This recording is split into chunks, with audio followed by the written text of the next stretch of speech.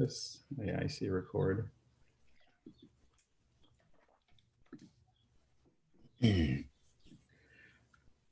All right, thank you. Good morning, good afternoon, wherever you are. Thanks so much for joining us, everyone. We really appreciate you taking the time to be here, considering all that is happening. My name is Burgess Jules. I'm the project director for the Documenting the Now project. And we have some really amazing speakers here with us today, and some groups that have been doing just some really fascinating work over the last several years to bring more attention to how we protect activists on the ground doing their work as we are all thinking about documenting protest movements and activism. So I really want to thank our panelists for being here. We kind of brought this event together at the last minute. We started talking about it last week. And I think we finally got the details together maybe on, what, 2 days ago, 3 days ago. And, you know, we had 1,000 people RSVP on our Eventbrite. And also, you know, folks are still trying to get in. So I think we are streaming live on YouTube right now, which I see. So thanks so much for the interest in the event. And I think it just speaks to, you know, the moment, right? What people are sort of feeling right now. It's a global sort of movement around issues of police brutality against Black people.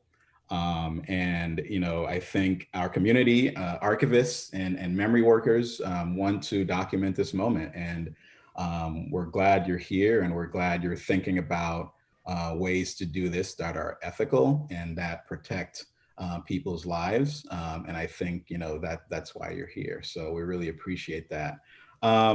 We have 4 groups joining us today, and I'll let folks introduce themselves and their organizations when it's time for them to do the for them to present.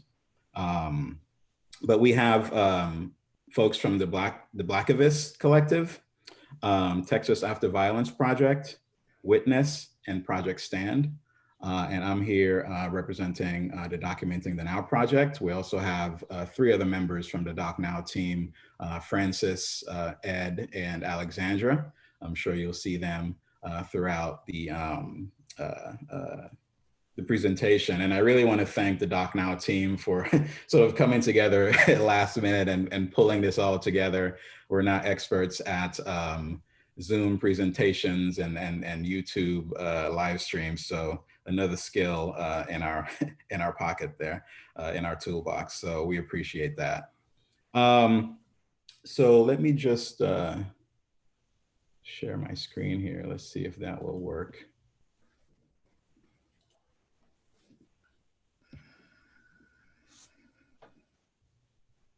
All right, that seems to be working. So I just wanted to give just some brief comments about the Documenting the Now project and sort of why we do this work. And I only have one slide today because I think it says pretty much everything that needs to be said considering the moment. The Doc Now project started in 2015, sort of in a reaction to all the protests that we were seeing after the murder of Mike Brown in Ferguson, Missouri. And one thing we were trying to do at the time was to think about how to document all the content that was being shared via social media, mainly Twitter at the time, and how we think about documenting protest activity in the wake of police brutality, right? And how to do that in an ethical way. And so that's been sort of our work over the last several years. Is, you know, it's difficult sometimes to sort of define what we do because we don't just build tools and software. I think we're more about sort of bringing community together to advocate for how to do this work in ways that protect our most vulnerable populations, right? The people that are out there protesting in the streets, the people that are out there sharing their stories online about how they're being treated. And you know, what we were finding was that the archival community, in a lot of ways, were ignoring people's sort of rights to be forgotten, people's sort of rights to be protected. And there was sort of this feeling in the archival community that anything that was sort of on social media at the time is public and we could take it and we can do with as we want.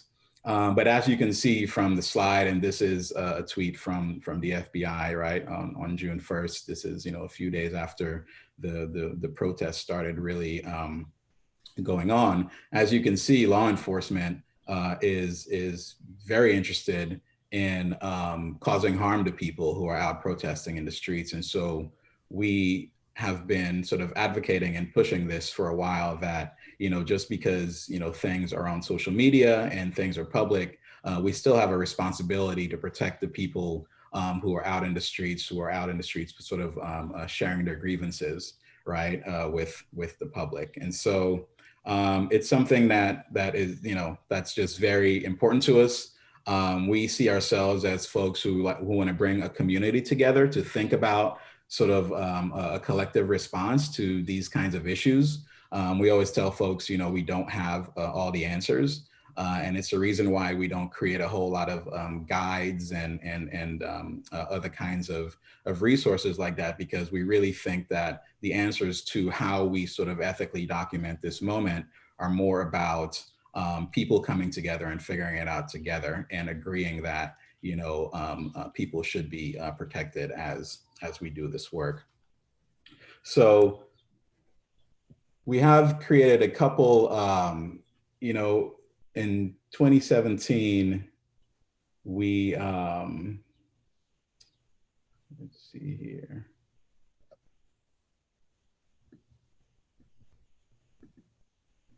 In 2017, we hosted an event in Ferguson, Missouri, at the Ferguson Public Library called Digital Blackness in the Archive. And that event was just a really important moment for us, because we had some really important Ferguson activists on a panel talking about social media and the power of social media to sort of aid their movement, but also the harms that could be brought about by folks participating on social media, by folks sort of doing activism on social media. And from that event, after that event, we wrote a white paper sort of offering people some ideas, some things that they should consider as they're building archives from social media. And so, you know, this is one thing that folks have told us that they find really useful. And so I'm sharing this here because one thing we want to do today is I've asked all the speakers to not only tell us about what their organizations do or what they do as professionals and how they consider this work as professionals, but to also share some of the resources that they've created, because they've created some really amazing things over the last several years. And so one of the things they're going to do today is share some of the resources that they've created with everyone. So folks could see that work is being done, and there are ways that you could do this work in the right way. And there's resources out there to help you. So we'll be sharing these later out on social media. I'll drop some of these links in the Q&A towards the end. But this white paper here is one that folks have said have helped them sort of think through how to set up collecting projects around social media and documenting protests. So check it out when you get a chance. Recently, we also put out a call for archivists who are interested in supporting activists to build their own archives. This work sort of comes out of work that the Doc Now Project has been doing over the last several years, over the last 2 years, holding workshops with activist groups across the country. And helping them think through how they create their own archives and how they build their own archives. The idea being that activists are so close to the ground that we think that they are the groups that are the best equipped to document their own communities and to document their communities in ethical ways and in ways that protect people. So we've been doing these workshops. We had to put off several of our workshops this year because of COVID-19, but because of that, what we've tried to do now is just create this resource list here where we have archivists and other information professionals and memory workers who have signed up to help activist organizations all over the country who are interested in building their own archives. Folks have included their skills here that they're willing to offer. They've included the number of hours per week that they're willing to volunteer with activist organizations to help them get their archives set up or get their archives going. And you can see we have about a little more than 160 folks who have signed up to do that. So we thank you so much for the folks who have signed up. And you could still sign up to do that. You could sign up still on the page here to do this. We also, like I said, community, we're also about, bringing the community together. We have a very active Slack channel where we talk about these issues and where a lot of people get answers to some of the things that they want to do. So, I'll share this resource later, but feel free to join our Slack channel as well. And we'll leave it there and I'll stop talking now and let's go to our first speakers here. So the first group that we're going to hear from is the Blackivists Collective, a group of really amazing archivists out of Chicago. And I believe Tracy Drake, yeah, Francis. I believe Tracy Drake is going to be speaking for the team, but some of the other folks on that team include Aaron Glasgow, Stacey Williams, Stephen Booth, Raquel Flores Clemens, and Skylar Hearn. So we really appreciate you all joining us today. And Tracy, I know that, obviously Chicago has a long history of activism and there's been a lot happening there over the last several years, especially with youth activism. And I know you all have been involved in supporting a lot of the activist actions happening in Chicago. So go ahead and tell us a little bit about some of the work you all have been doing and how things are going now. So hi, as Burgess said, first of all, let me thank you for putting this together and the Doc Now team for your support in this program. And so I'm just briefly going to talk about who we are, who the Blackivists are, and then just talk a bit about a couple projects that we've been working on. And just leave you with something to think about as we move forward and thinking about how, as archivists and memory workers, we will maintain and keep the records of the current uprisings and protests that are going on in the streets. So you might be wondering, the Blackivists, who are you? Well, we are a collective of trained Black archivists who prioritize Black cultural heritage preservation and memory work. The six of us, Stacy, Skylar, Raquel, Stephen, Aaron, and myself, have been working together since 2018 to help individuals and organizations document and preserve all aspects of humanity. So our services are built on a framework that prioritizes a people first approach to collecting and care of archival material. Our approach to that work reflects an active resistance to racism, sexism, ableism, religious, class, and gender oppression, and environmental harm. In this capacity, we provide training, project management, best practices, and consultation on analog and digital archives upkeep. This includes recommendations for maintaining your own historical material or how to work with institutions that want to acquire your collection. Since 2018, we have been working with I put with in emphasis on with, because much of the work we do when we sit down at the table with folks is listening to what they want. And then we figure out how we as a collective can help them manage a final product that is both sustainable and in line with their overall desired outcomes. And I think a lot of people don't, a lot of folks at institutions and archivists, our first, the first thing we do is tell people what we can do for them, but we need to stop and listen. And that's how we need to approach, right? That's the first point of a contact for a people-centered approach, is actually listening. So a couple projects that we've been working on since 2018 include the Chicago Torture Justice Memorial Survivors. So this was an organization, this was Black and brown men who were survivors of torture from John Burge, who was an infamous police commander in Chicago during the 60s and 70s. And he tortured and abused mostly Black and brown men into confessing to crimes that most of them that they didn't even commit. And specifically, what we did in this project is we helped them to create a plan and build the infrastructure for oral history archive that is, forthcoming. And so another project that we worked on, which is ongoing, is the Blackivists consulted with members of the Illinois chapter of the Black Panther Party about best practices for the capture, storage, preservation, and conservation of oral histories, and identify resources to support their narrative gathering and community archives initiative. And I think for me, this project and our work with the Panthers is important for what it can teach us as archivists and information professionals about groups that were largely targets of surveillance and state-sanctioned violence.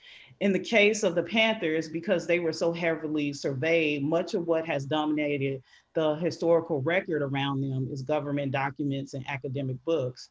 And we are now, some like 50 years later, attempting to create a counter narrative and trying to collect those stories.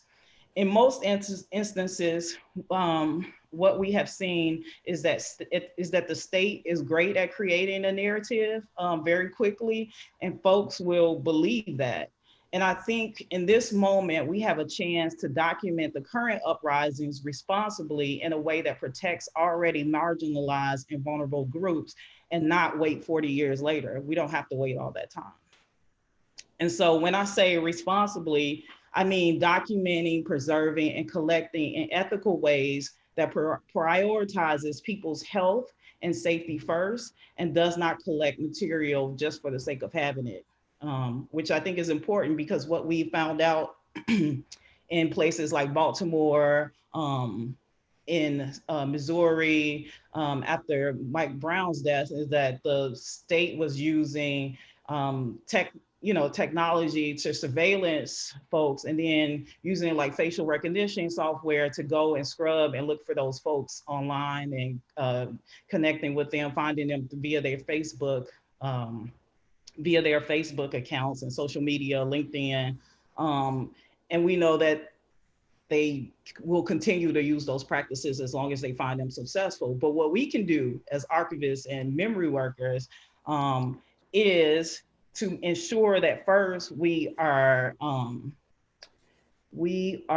focused on protecting groups that are already marginalized. And so what in thinking in mind, the archivists, the Blackivists created the Blackivist 5 tips for organizers, protesters, and anyone documenting movement, in which we just create like 5 simple tips for folks to protect themselves or protect others around them in the moment of documenting. Because the first stage is documenting, but then there's another stage of like actually archiving that material. So and then you can find it, we'll share that out, that resource, but it's just a list of 5 quick tips. We are also in the process of, which will be forthcoming next week, is creating another resource list for individuals who intend to donate like COVID related material and related material. So just some really quick tips on what you should think about before you actually donate your stuff. And like I said, that'll be out next week. So if you follow us on Twitter or Instagram at the Blackivists, then you'll be able to find that information. So. Hey, Tracy, thanks so much. I was wondering, how have the activists that you've been working with sort of responded to some of the help you all have been offering? If you want to take, you have about 5 more minutes. If you want to talk about that a little bit. Yeah, does anybody else want to take that, or y'all gonna leave that up to me? We do have a big Blackivist crew here, so feel free, anyone on the team, to take on that question. Aaron, do you want to talk about it? Because I know you do some work with activism. Yeah, sure. So, yeah, my name is Aaron Glasgow. I'm part of the Blackivist. I'm an independent archivist, and I had the pleasure of serving as the research team lead for a Black and Brown youth-led campaign called No Cop Academy, which was trying to stop the building of a $95 million police and fire training academy, on the west side of Chicago. So I have, for better or worse, some inroads with folks who do this kind of work. And the response has been just really overwhelming. People definitely wanted these tips. There's a lot of people who were not part of the sort of first iteration of the Movement for Black Lives that are now part of this sort of Movement for Black Lives 2.0. And they're looking for ways to be engaged, but to do so, as many people on this call have mentioned, in an ethical way. So I know that once I posted it on Twitter, it blew up, and I had a lot of people asking me for tips and advice. So it felt really powerful to be able to give these tips right at the moment that people needed them. Yeah, I think one other thing that I'll add is that I remember, like, when it got tweeted out and shared, somebody responded and said, you know, I needed this. This would have been helpful 2 years ago when I was out there. And now a image of me has gone viral, and there was a way in which I could have protected myself in the beginning. So. I would also add that while we are not currently collecting materials, we certainly have opened ourselves up to the community as a resource, and that's really what, that's the crux of what we do, is to be a resource for the community and provide information that community members may not know about, in protecting themselves and protecting other people, because I think people often forget that we have our own autonomy, we have the right to privacy, so just because somebody's on the street, that does not give you permission to take their photograph and then disseminate it out, publicly. And so just those quick tips alone are very powerful and empowering to people, and how they go about engaging with protesters on the ground, or even just the incident itself as a bystander. In the past, when we have engaged with community organizers, even in casual ways, and we would discuss with them, and even just bring up the question, how are you documenting your work? A lot of times people don't know what they don't know. They're in the midst of the movement. They're in the midst of doing the work, doing the real work of dismantling oppression. And they're not thinking about their own history, or their own legacy, or capturing what they're doing. And oftentimes just bringing up the question will get them to think about that, because a lot of times people's activities and their movements are co-opted, by larger organizations, or organizations that never had pivoted towards the work before. And now that something is trending, and it's unfortunate that we have to think of it that way, but the recent events are trending. We even see it now where institutions that never thought about documenting the movement for Black lives, that never thought about, incorporating POC voices in their collections, they're now trying to do the work and scrambling to get the things. But just us being available as a resource and asking simple questions is even questioning their intentions, it's larger institutions' intentions, and really, hopefully shifting archivists at institutions out of this framework of institution first, and really centering people first before you just start collecting the things and then making it available to the public. That is so well said. I know that's why I wanted y'all on. This is really amazing. Um, and it's what we've been finding too with some of the, first of all, activists are already collecting their own stuff, right? That's what we found when we go out. I think we did 4 workshops last year, and these folks already have significant archives. We may not think of them as archives because we tend to think in a sort of very professional way about these things, but activists are already collecting, and they want to keep collecting, and they want to keep their stuff, and they have several different reasons why they want to collect, not only to sort of memorialize the work that they've been doing, but one thing we learned throughout the process of meeting with so many folks is that they use that content to do other actions, right? They use that content to protect themselves for in court and all these kinds of other reasons. So there's already a robust sort of collecting practice happening within activist communities, and I think we need to recognize that as we professionals try to come in and try to sort of give knowledge to people that they didn't ask for sometimes. So thank you so much, and we're gonna get into some of these. You guys brought up, you all brought up so many issues, and we're gonna get into that in the Q&A. Just reminding folks that you can drop questions in the Q&A right now, and we'll get to some of those at the end. So thanks so much to the Blackivists crew for jumping in and helping us understand a little bit more about what you do. So let's move on to the Texas After Violence Project. We have my friend Gabriel Solis on here. Really excited to have you talk a little bit more about some of the ways you all are sort of practicing care around recording these trauma-informed stories. So Gabe, take it away. Thanks, Burgess, and thanks to everybody on the call.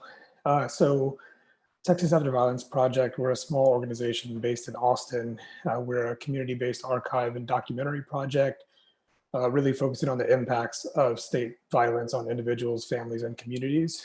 In the past couple of years, we've done participatory documentation projects on police violence, in custody deaths, the impacts of incarceration and the death penalty. Right now, we're actually we just launched a big project, Sheltering Justice, which is looking at intersections of COVID-19 and mass incarceration. So we just started doing some interviews around that right now. So in my few minutes that I have to talk, I really wanted to make 2 points, and much of what I am going to say is basically echoing a lot of what Tracy just said. So first is, a lot of the work that we've done since we were founded over 10 years ago has really been focusing on documenting and archiving and sharing stories and trying to make room for people to really, basically life histories, and trying to situate a specific loss of a loved one for police violence or an execution, within a life history. So that's a lot of the work that we've done. And so one of the points I really wanted to make today was that that's a really important part of documenting these protests too, I think, in addition to images and audiovisual materials coming from the protest, is really trying to document protesters' experiences and stories of participating in the protest, and sort of the meaning making that they have from that participation, et cetera, et cetera. So that's sort of the one point I wanted to make. That's important, I think, for a few reasons. First, it provides more contextual information, especially where there's instances of police brutality. Second level, it allows us to understand how people make meaning out of this experience, whether it's participating in the protest or witnessing or surviving some form of state violence. And third, if it's done in a careful and expansive way, it's important because they can become sort of transformative acts of storytelling, just documenting the stories. And what that allows is to counter false narratives about the objectives of the protesters or the protests. It continues to shift narrative power back to marginalized and oppressed communities, which is a very big part of building various movements, whether that's to transformative justice, et cetera. So I just think doing that work is really important. The second big point I want to make today is that I think protecting protesters goes beyond just protecting identities. Sometimes I think protecting protesters also means protecting wellness and well-being. And so I think Tracy hit on that as well, just the way that we do the work, the way that we do the documentation, the way that we do interviews around stories, et cetera. There's a sort of a careful, responsible, ethical way to do that. So you can try to mitigate some of the risks that come with that. And so we've included 2 resources that Burgess will share later. One of them is about mitigating the risks. The other is about our sort of what we've learned about trauma-informed interviewing over the years and learning from some of the mistakes we've made over the years. So I think that, thinking about how we do the work is really important. So again, there's the issue of, not causing re-traumatization or other types of psychological harm, but also some of the issues that a lot of the folks on this call have been thinking about too, around legal exposure, creating harmful evidence, retaliation from, extreme right-wing groups or the state, et cetera, et cetera. So I think those are the 2 main points I wanted to make today, which is, how the stories are important, and then the sort of responsible, ethical way to document and archive those stories. Thanks so much, Gabe.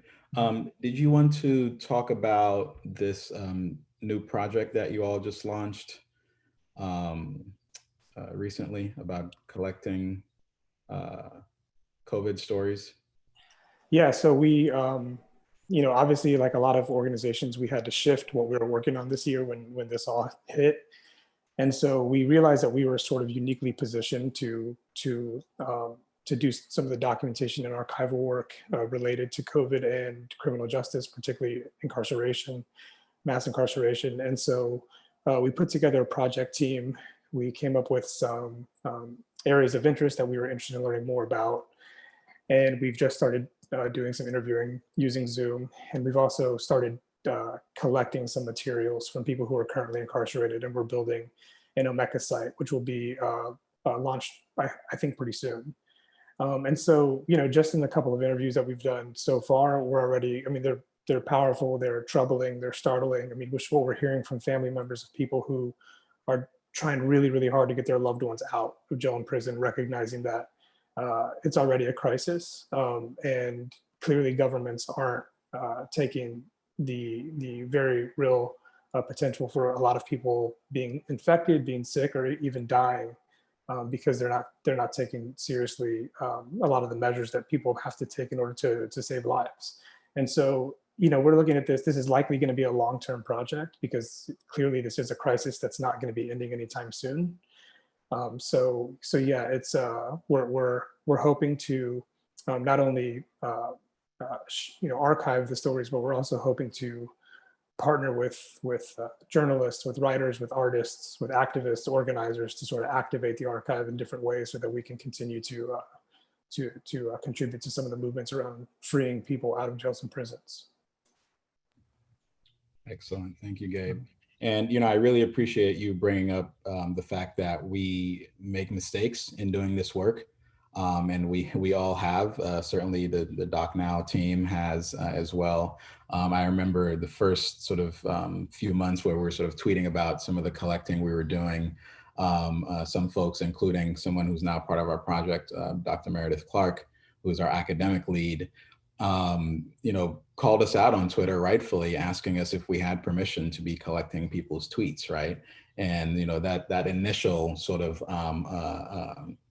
call out and sort of call to consider ethics around this kind of work is what has really shaped what the Doc Now project looks like now.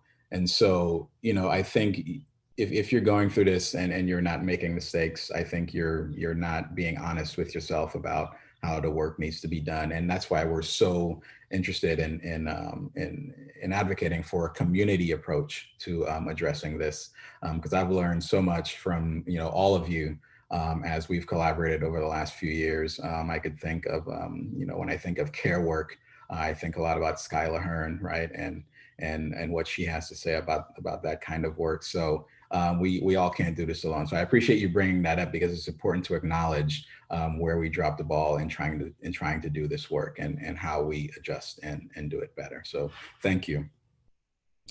All right, so now we'll hear from a witness. We have Yvonne Eng, who will tell us a little bit about some of the work they do. And Witness, has been putting out, they do so much amazing work, and they've been putting out a lot of guides and a lot of resources, especially for activists on the ground, but also for archivists who are interested in protecting folks as they themselves document. So we're really grateful for Yvonne joining us today. Yvonne, go ahead. Thanks, Burgess, and thank you to everybody who's part of this panel. I am so honored to be sharing this space with you all. It's really amazing. So my name is Yvonne Ng. I manage the archives program at Witness. And for those of you who might not be familiar, Witness is an international nonprofit organization that supports people to use video and technology to protect and defend human rights. As I mentioned, we work internationally. We have programs in Asia Pacific, Sub-Saharan Africa, Middle East, North Africa, Latin America, and Brazil, and in the US. And in all of our regions, we have local staff, and we partner and collaborate with local organizations to support their campaigns. And, so many of those values, Tracy, that you mentioned are resonate very, deeply with us and inform the way we work. And also, this humility that Burgess and Gabe were talking about is also something that that is very much a part of how we try to approach the work. So we have team members who lead our regions, and we also have team members who support work across regions in areas including archiving, which is my area, but also in the use of video as evidence, in advocacy to technology companies, and in dealing with emerging threats like misinformation and deepfakes. And I think one of the strengths of Witness is that we work internationally, and we're able to connect activists from one region to another region, across regions, and to international stakeholders. And we're able to learn from our work in different places, and then use that learning to inform the projects that we're doing, and to create these shareable, localizable resources. So today I wanted to share some of the work and resources that have come out of our US program, which is led by Jackie Zamudo and Palika Makam, who are amazing. And so I'm going to share my screen so I can show you those resources as I sort of just go through them quickly. Hopefully this will work. Okay, so you can all see my screen, yes? For the past few years, our US program has collaborated with partners on projects that are really focused on police accountability and on immigrants' rights. And most recently, I was very fortunate to be part of one of these projects with our partner, Berkeley Cop Watch.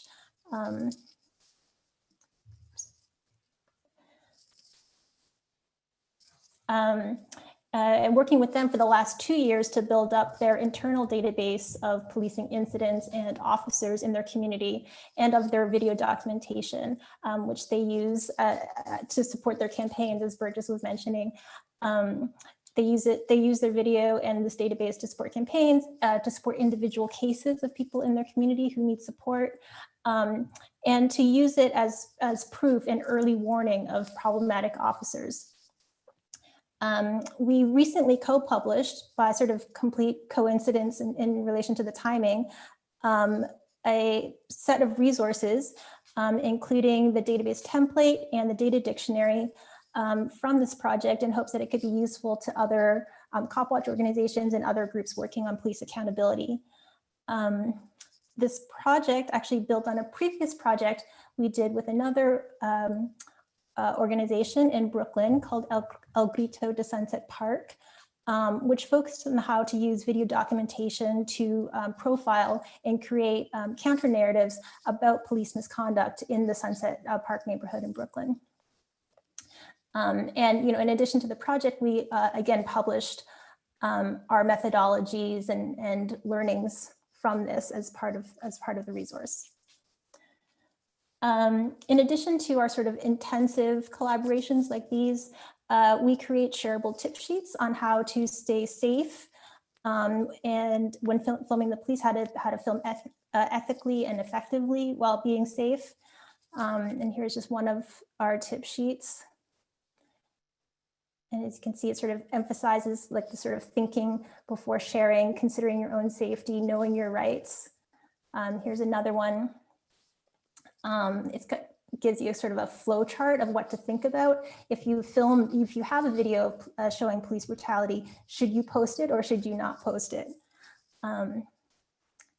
And you know, the reducing harm is definitely the main priority. And we linked the Blackivists here, and I just realized that there's a spelling mistake. We have an extra T in there. So yes, we have resources like this that are freely available in our library, and they're linked in the landing page, which Burgess will share with everyone later. Our US program has also collaborated with amazing partners like United We Dream and Equal Voice Network to train and create resources for safely, ethically, and effectively filming immigration enforcement abuses and advocating for immigrants' rights. One recent resource that we created with United We Dream, for instance, oops, how do I get rid of this? It's called, oops, well, this is not the resource I meant to show, but here's one called How to Document ICE at Your Door. And it's just tips on what to do if, you know, ICE shows up and how you can protect yourself. The resource I wanted to show was this one called Real or Rumor. And it provides guidance on how to combat misinformation being posted online about ICE raids. You know, with tips on how you yourself, if you could verify online information that you're seeing, and also that if you're a documenter, how you can make your own documentation easier for others to verify. So this and all other resources are included on the Eyes on ICE resource page, which also features case studies on how video has been used for advocacy and evidence against immigration enforcement abuse. And also we have an upcoming guide that we're working on now on video as evidence in immigration rights that will be published soon, and you can watch it for that in this space. Sorry, I keep on getting the Zoom dashboard and I can't get to my browser. So, of course, issues of policing are also bound up with mass incarceration and the disproportionate harm that does to Black communities and communities of color. So as an extension of this other work, my colleagues Polly and Jackie have also done amazing work last year with advocates and lawyers and incarcerated individuals to create videos for sentencing mitigation and to advocate for decarceration through clemency and parole. So they've created this legal advocacy video toolkit based on their learnings, and with a lot of useful resources on how to collaborate, strategize, and produce videos that can help clients to shape their own narratives and portray their full humanity in support of their own cases.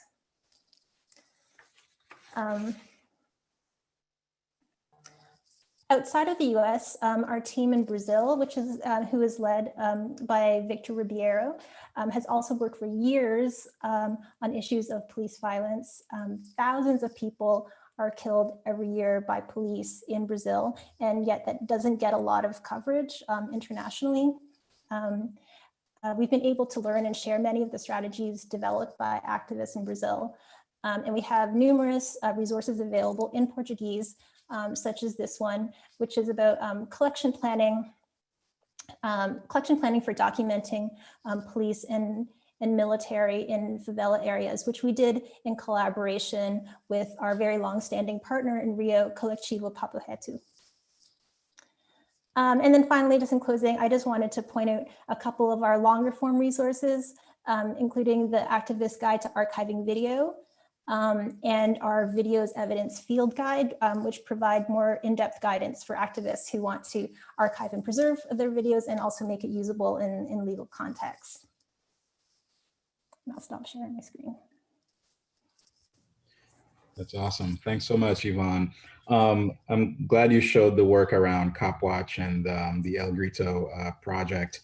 I think one thing we're noticing now, and I don't know if other folks are noticing this, is that folks on the ground are very intentionally filming police now and filming the violence, and sharing that out right away and calling it out in the post. And we're seeing that a lot more in some of the tweets that we're sort of monitoring around these protests. We're seeing that a lot more than we did in 2014, 2015. So I don't know if you want to maybe say a few words around that, or what you think that means for some of your work around documenting police violence. Yeah, I mean, I think, you know, what we've learned and what we try to include in our guidance is the importance of thinking strategically, you know, thinking before you share. I mean, on one hand, it has, you know, to do very much with like safety and protecting people who might be, whose identity, who might be identified in the videos, but it's also, you know, how do you make that video most effective? So we've seen examples where, you know, if you hold back the video, you wait for the police report, the police version of what happened to come out, and then the video comes out afterwards that completely, you know, shows how the police were completely misrepresenting what happened at the incident. So you know, like thinking before you share, taking actions like maybe blurring faces before you share, contacting a lawyer, giving the video to the family before you decide to put it online for everybody to see. You know, those are the kinds of things we try to include in our guidance. Definitely, thank you. All right, and now we'll hear from Project Stand, one of my favorite projects out there, run by my friend Lael Hughes Watkins, and Jessica Ballard is also here to contribute to the conversation as well. Lael, so I think part of the reason we're seeing you know, such large numbers in these protests is because students are home, right, from college. And from high school and from wherever else, right? And so a lot of young people are out in the streets. So I think it's very timely to hear from your project, which is about documenting student protests, right? So go ahead and tell us a little bit more about that. Okay, hope I can get this screen to share. It worked last time. Okay. So just very quickly, I hope we can bounce this because as Burgess said, I have another colleague that's a part of this. I do feel I am a university archivist for University of Maryland, and working for a PWI, working for an academic institution, is very challenging to say we want to do this work when you're working in a space that inherently and has historically embraced anti-Blackness and narratives of white supremacy. And they were supposed to work with students in marginalized communities and say, please trust us. We care about your stories. We care about you as a human being.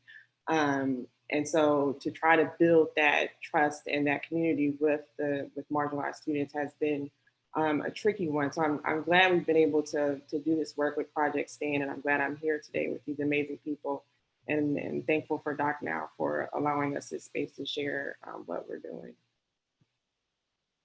So quickly, Project Stand is a radical grassroots archival consortia project between colleges and universities around the country to create a centralized digital space highlighting analog and digital collections, emphasizing student activism in marginalized communities. Project Stand aims to foster ethical documentation of contemporary and past social justice movements and underdocumented student populations. The project advocates for collections by collaborating with educators to provide pedagogical support, create digital resources, host workshops, and forums for information professionals, academics, technologists, humanists, et cetera, interested in building communities with student organizers and their allies, leading to sustainable relationships, inclusive physical and digital spaces of accountability and equity. So what was the catalyst for this work? At the time I was at Kent State University, I was a university archivist there. Just thinking about in totality, we have the Black Lives Matter movement that was gaining attention in 2013, the Ferguson Uprising in 2014, the murder of Eric Garner in 2014, We're seeing this increase of student protests around the country at colleges and universities. In 2014, again, 160 student protests happened nationwide. And then we have a presidential election in 2016 that truly further divided the country. And then I'm seeing protests happen at Kent State University where students are having die-ins in response to the various steps that are taking place in their communities with respect to Black and Brown people. And knowing that Kent State University, and not just Kent State, this is a problem with a lot of academic institutions in their archives, with gaps in the record with respect to people of color. I was wondering how and if and what does it look like to archive what is happening in marginalized student groups, specifically Black and Brown folks. Because a lot of that work seems to be happening in social media, in social media platforms. And was the profession really tapped into it with respect to academia and to looking into those spaces to see how might we work with students to help them document their narrative. So then thought about how do we create this online space to highlight primary resources with respect to student activism, and not just what was happening at that moment and now, but also thinking about previous historical movements that had already taken place, because again, working at Kent State, I knew that we had gaps in the record, and having students coming in and wanting a blueprint of what had previously happened and being able to provide, engage in some accountability with their institutions, and some of those records were not available. So we started to build a network. I reached out to Ohio State University's university archivist there, Tamar Shute, and to see if she was having similar questions and also was struggling to make inroads with student organizations. And we both agreed that this was a good idea to try to create this space online, and maybe it served as a means to start these conversations with student groups, which we hadn't been able to do so before. And now with a couple of years later, we have nearly 70 colleges and universities and centers that are involved in this project. The archival profession, to be honest, is in the midst, as so many of us know this already, in the midst of its own appraisal process, interrogation of its development and analysis of its utility. And what's emerging is this very ferocious discourse. And I want to do this work. I believe it's been important for us to do this work with respect to Project Stand, because one thing, these institutions that we're at, while it's predominantly white institutions, there are marginalized students there. There are Black and Brown students there. Black students are in our spaces, and we have a duty to protect them and to make sure they feel they can share their stories and to be reflected in history. So one of the resources that came out of doing this work is the same methodology, which I had the exciting opportunity to share at the National Forum Ethics and Web Archiving. That was by DocNow, a web recorder, and it was an amazing event in 2018. And SAVE stands for S for stop and check, and this is a resource that I'll be shared out later, because this isn't everything. But stop and check your intentions for archiving born digital records with marginalized identities. Stop and make sure to have culturally diverse voices helping inform your decision-making process. The process should be inclusive. A, for assess your relationship with historically underrepresented communities. Has there been engagement in the past? Why or why not? If there is evidence of previous attempts, were they positive or negative, and what can be learned from those attempts? And assess your ability to invest real time. One of the things that is very frustrating in working in academia is that they expect these immediate responses, and you should immediately start to be able to build these relationships and immediately get this rush of projects coming in, and that's just not the case. These students, these communities have a history of trauma, and it's going to take generations in some cases before you make inroads into those spaces. And if you're not willing to spend the time and to give your archivist the time to do that, then don't ask for those collecting projects. B, view your options. Should you use a post-custodial model? Arm student leaders and organizations with information. hold workshops and preservation on preservation of digital content, discuss privacy, curation, and safety. And E, educate and archive with care, which is another thing that we've all discussed. Consider ethical concerns if you do acquire records. E, educate yourself again on how student groups may want to be reported or represented, in the archives. And are there concerns that the community has? Make sure you address them. And then you need to educate yourself as well and your team on the language that the community uses, so that they could be a part of that's a part of your process when you're doing the metadata description for those collections that they've kindly decided to submit to your institution. And quickly, we've also launched a toolkit because over the last year or so, we were able to have 4 forums around the country. And that was sponsored by IMLS grant. The forums are available on our website. We were able to record them. The forum centered student activist experiences, and out of those experiences, we were able to launch a toolkit that incorporated some of the feedback we were getting from the student activists that served as panelists during those 4 symposiums. The resources seeks to compile information on documenting, collecting, and providing access. This is an organic document. It will continue to grow. We have stuff from DocNow listed there. We're about to put the tips from the Blackivists there. I think we have witness in there, but I'm going to have to double check. And then the toolkit provides, some of the things that it provides is resources for student activists and archivists, web archiving.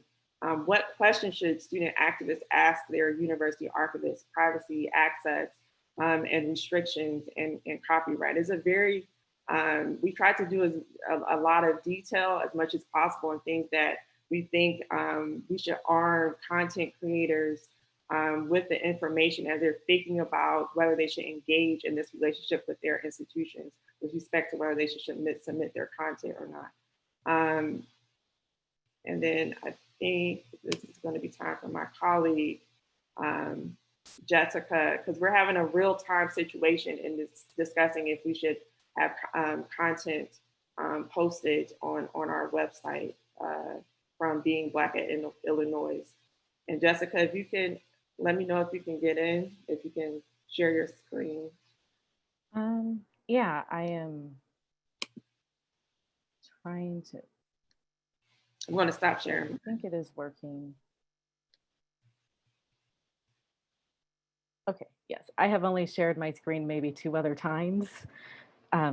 So hi everyone, thank you so much for allowing me the time to present. And I would like to say how appreciative I am for this space. I think what is especially meaningful is, as a still early career archivist, it's very uplifting to be a part of initiatives such as Project Stand, where I wasn't only welcomed, but also encouraged to contribute. And I would say I've also been mentored by a few of the individuals who I am currently on this panel with. So Lael thought it was important for me to talk about a current exchange I'm actually having with some donors at the moment. And we have a record series called Being Black at Illinois. And I am currently the Archivist of Multicultural Collections and Services at the University of Illinois at the Urbana-Champaign campus.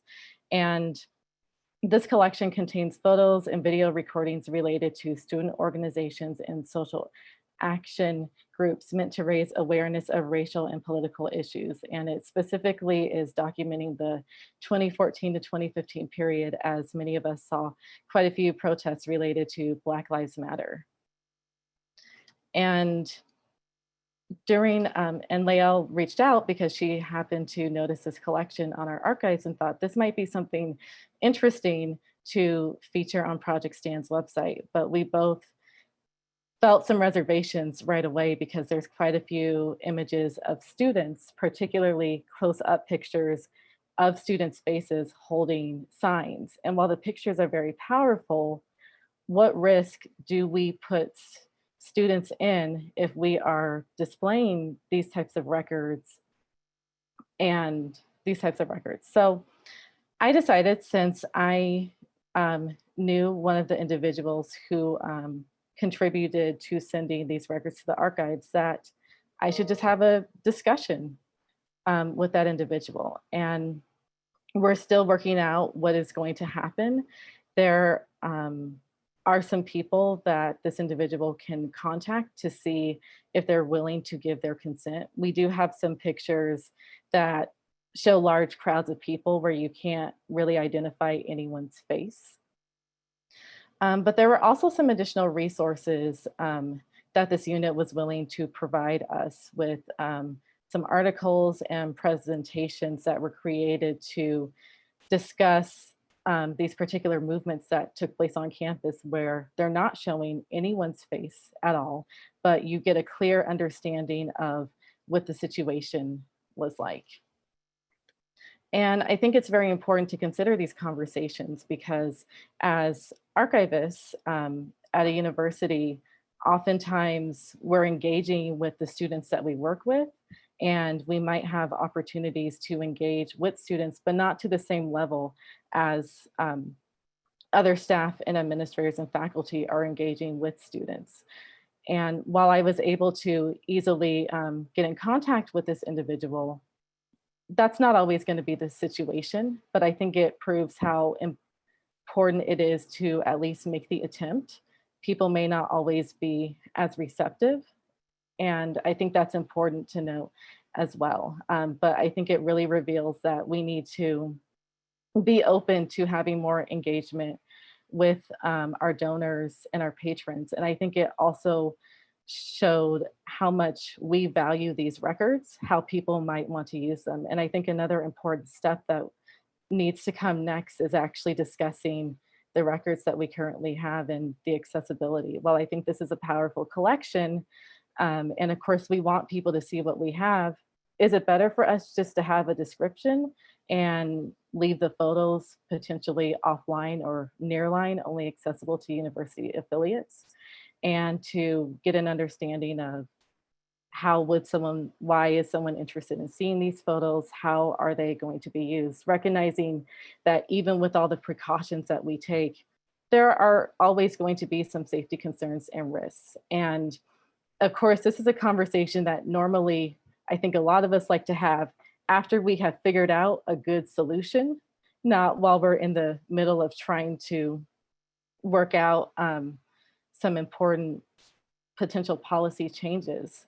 But at the same time, I think it is a very appropriate time currently to express that at an institution that has had a long established program, that we really do need to think about these questions. And I know if I'm expressing some concerns and possibly rethinking our policies, and I can't be the only person in this meeting also thinking about this as well.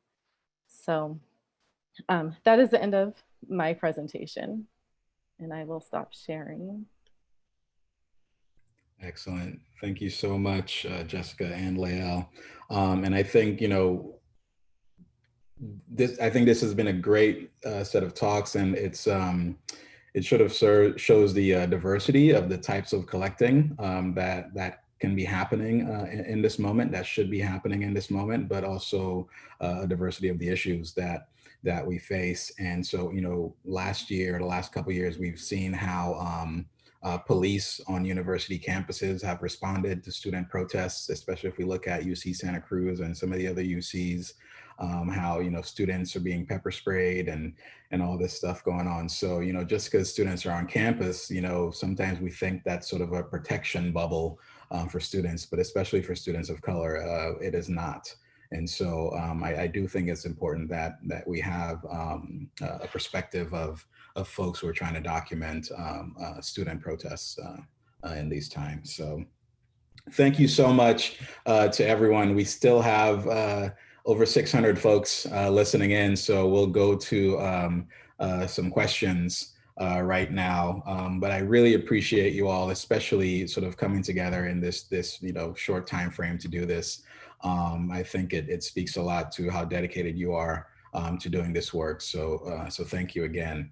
Let me just scroll through some questions here, and we'll start with this one. Any advice for making initial contact with activist orgs to offer support, recognizing that activists are focused on the work and may not see documenting their work as an immediate priority? Does anyone want to take that on?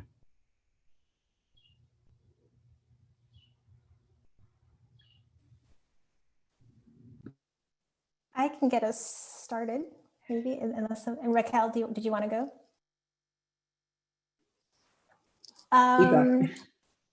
Yeah, I mean, I guess because this is sort of how we work at Witness, like we always work in partnership with organizations. And I would say the process is very slow.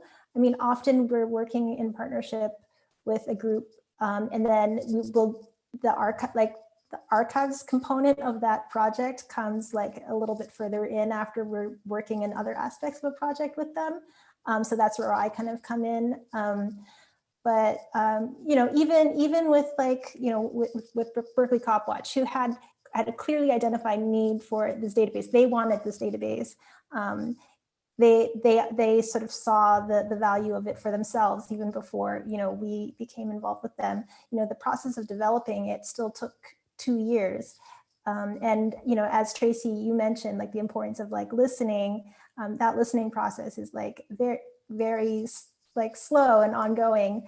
And I guess it's just a matter of like having expectations of like how quickly something can get done and having realistic views on that.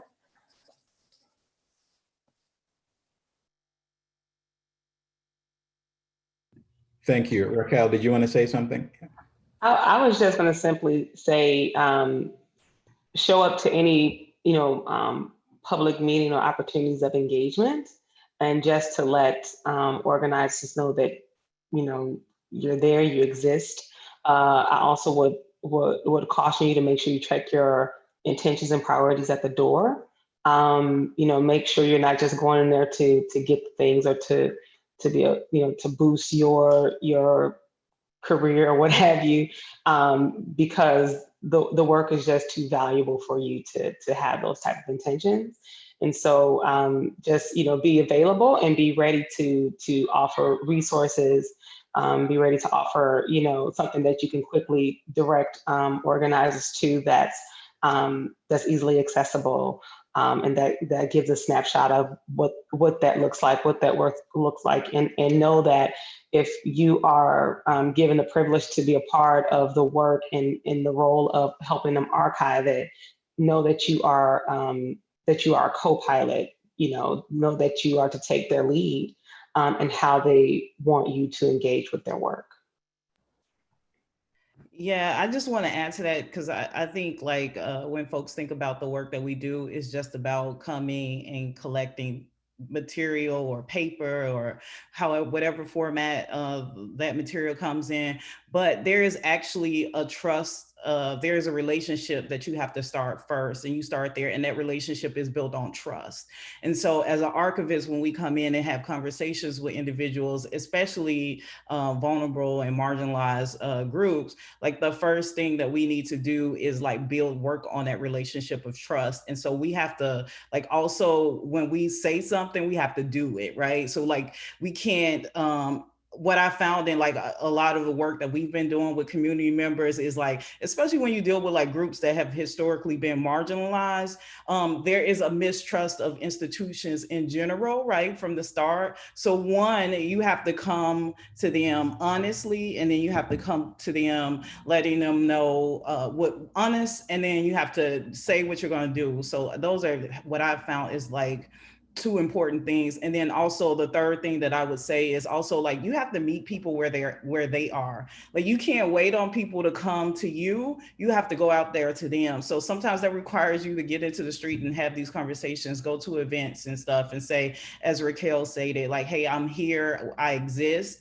And this is what do you need and how can I help you? And so, you know, that's the start of that relationship for me, at least I think, yeah.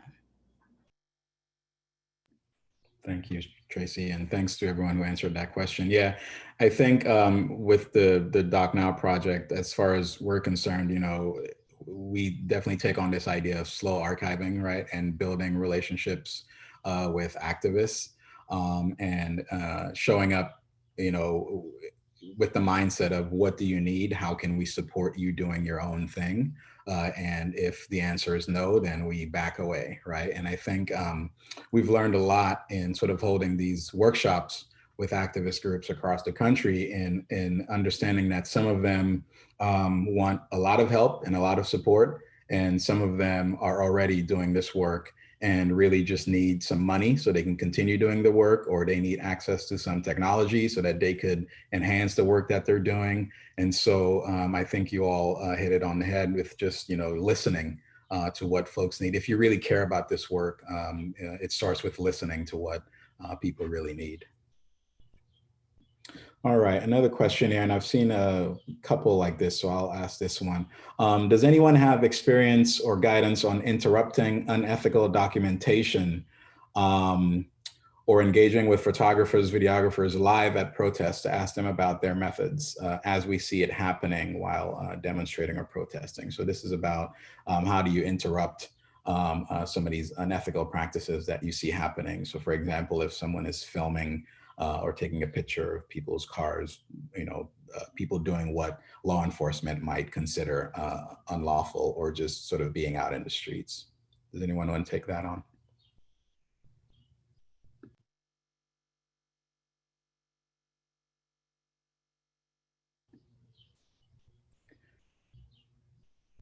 So you know, I don't have any experience with this as someone who's out, you know, filming or documenting activism. But I think, you know, if there are concerns, right, because we all know that the police are looking for these kinds of documentation. Another trend I'm seeing right now is the police are even more bold now, that they're tweeting about it a lot, you know, actively, excuse me, actively asking people to send them this kind of documentation.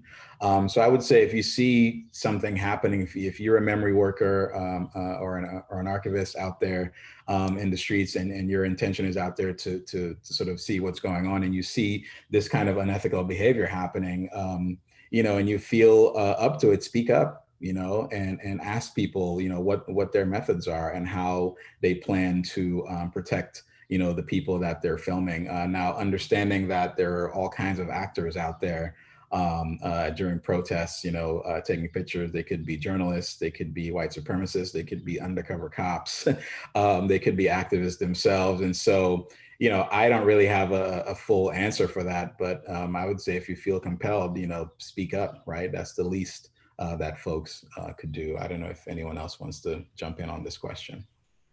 I've also seen folks like physically surround people that are doing things that are sort of untoward actions. So use your community, I would say. If there are a group of you and you see someone doing something that's going to put someone in danger, use your body to get in between that person who's recording and the people that you're trying to protect. So I think it's up to us to try to think really creatively about doing this, especially now in the time of COVID. I know that we don't want to be close to people, but you know, I know in the actions that I've been to, many people will literally put their bodies on the line, so to speak, to try to protect folks. So I would suggest just trying to physically block them.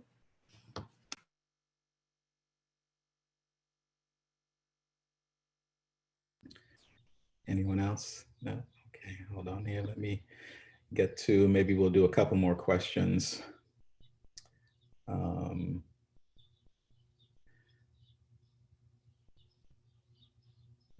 So this question goes, I am wondering what everyone's thoughts are on having a publicly redacted image with identifying features blurred while keeping the original behind restrictions for a set amount of time.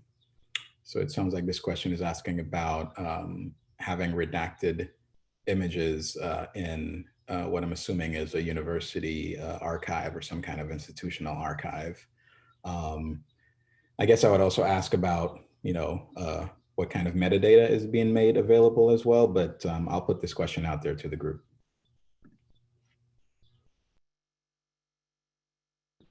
Yvonne, I don't know if you have any advice on that, or Gabe,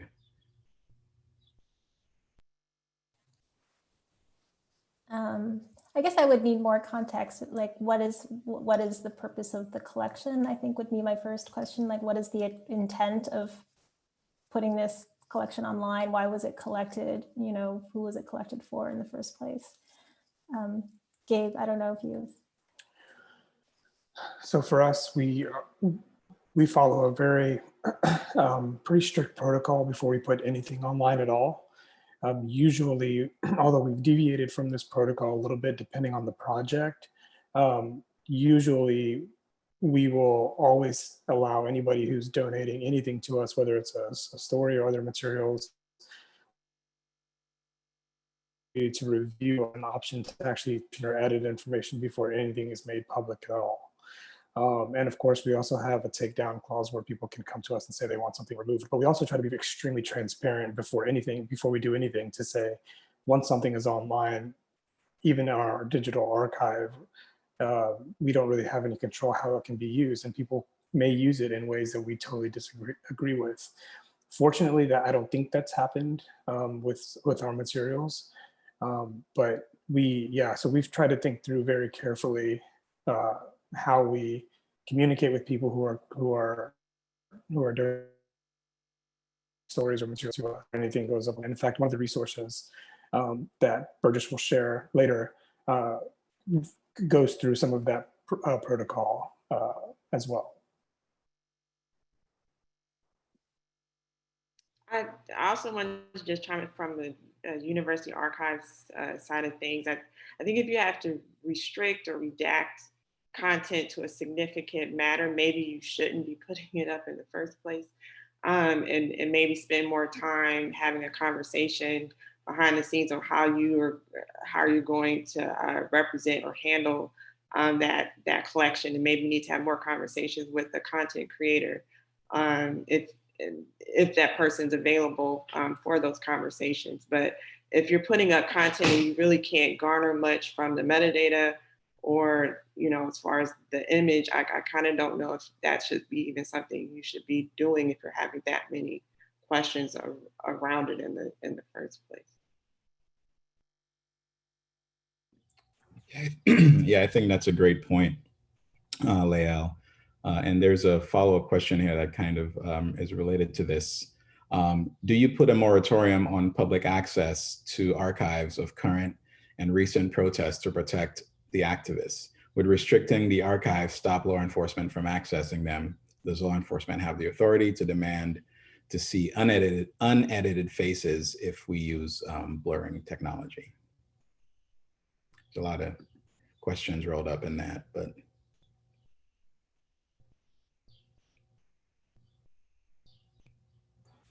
So Burgess, I can't speak to the editing of the photos because that's not something we've done recently. But what I will say is that we don't want to ever be in any situation where the police that we work with. That's something that we take very seriously. And again, is one reason why we have to be careful even moving into a specific documentation archival project. So for example, for many years, we never did any interviews where somebody was still on death row, because we didn't want in any way to create harmful evidence that might hurt somebody's appeal. Because as we know, death penalty cases appeals last 10, 15, 20 years. We've also tried to be, we're not lawyers on staff, but I think we can still, as we're going through some of the interviews that we've done and see something that might be problematic, and then go back to the interviewee and flag it for them and say, we think this might be risky for whatever reason, and then usually they'll agree to take that out. But something that we think about all the time too is whether we would ever even have the resources or the capacity to actually fight a subpoena. We're a small community-based organization with a pretty modest budget, and that's so we just want to avoid that situation altogether, where somebody would subpoena some information that's in our archive, or even what we've said is confidential to the people that we're working with. Our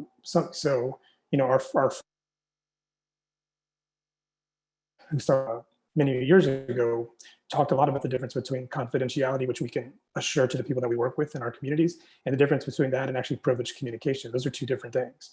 And so we can do everything we can in our power to ensure confidentiality within our office, essentially.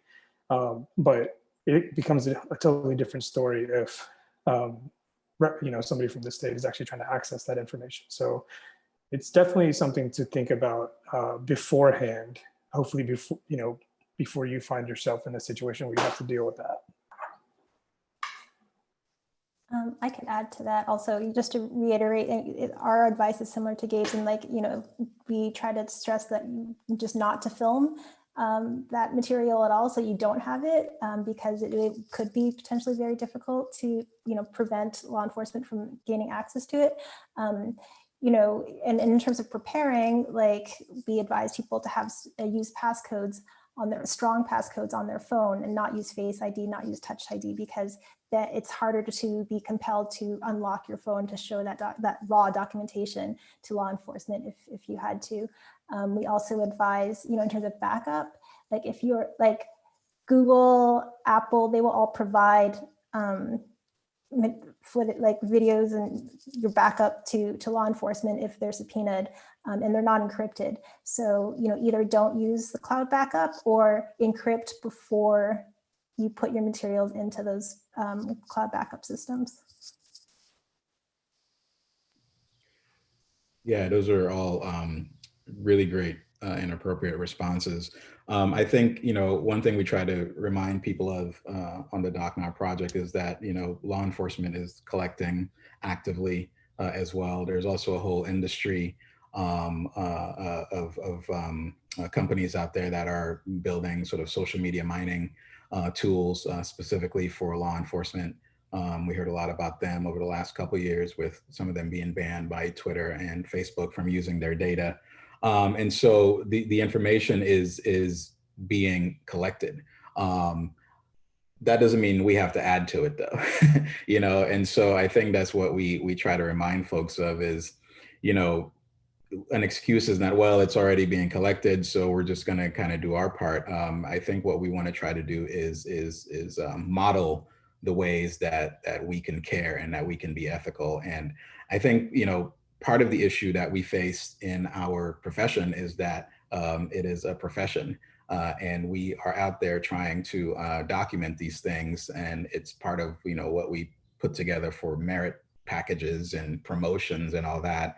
And those two things, protecting people's lives and sort of advancing in your job, just don't go together. And so that's why, a lot of us advocate for activists, really doing this work and really being supported. And maybe universities are not some of the better places for this kind of work to be happening, especially the ones that haven't expressed sort of their willingness to protect Black people, right?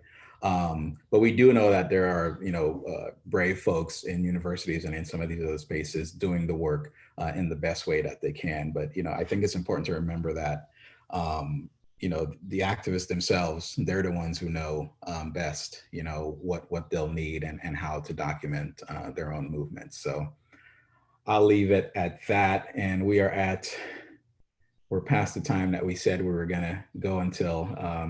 Looks like we still have over 500 folks with us, but I wanted to see if anyone else had last thoughts before we ended the call here today.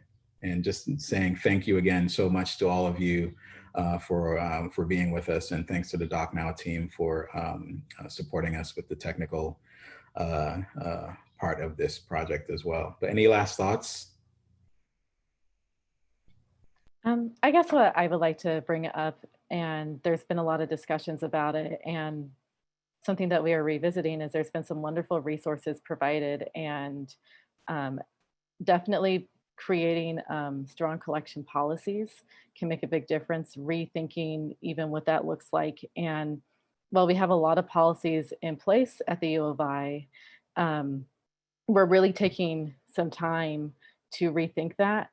We've always evaluated a lot of our situations case by case, and that will continue even with those policies. But I also would say taking the time to really look at the resources that have been offered, and really taking time to draft policies and considering the risk can also, I think, really help you to think about how you engage with people when you go to events and you want to create more awareness, even how you might direct the way that you address people.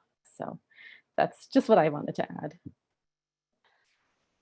I would also add from two different standpoints. One, from an institutional standpoint, start to have conversations with your higher ups about centering the person first, and call the institution out on always centering the institution and what benefits the institution. Remind your admins, your supervisors, what have you, that especially academic institutions, you are an institution of public good, and so that comes with a responsibility to the public. And so there's a lot of universities and various academic organizations that are calling for collecting these materials. And it's important to start having these conversations, which leads me to my second point. As individuals, we really do need to tangle with our own privilege and our own the things that we are impacted with, in our various experiences, and really, integrate like the how we can sometimes be co-pilots in our own demise, and just how oppression and white supremacy works. So check how you're being impacted by the different events that are going on. Check your own biases. Make sure that you're not going into spaces, and that your intentions are going to inflict harm to anyone. Remember that you are a human being. You can make mistakes too, but to keep going, when you recognize and identify that you've made a mistake, make every intention to correct it. So that's what I would leave with. Well said, Raquel. And if there are no more last comments, I think that's a great one to end on. So thank you so much to everyone. We really appreciate you being here. Thank you to the attendees, to our panelists. Appreciate it, folks. Enjoy the weekend, and happy Juneteenth. Thank you, Burgess. All right, take care. Happy Juneteenth, everyone. Happy Juneteenth. Thank you, Burgess. Thank you. Let's get free, y'all. Thank you. Skylar, great to see you. You too. You call out. This is being recorded too, so this is great. Yes. Thank you so much. This was wonderful. Thank you. Yes. Happy Juneteenth. Yeah. All right. All right, Francis, you're gonna stop the recording. Awesome. Thank you. And maybe we could stop the stream on YouTube.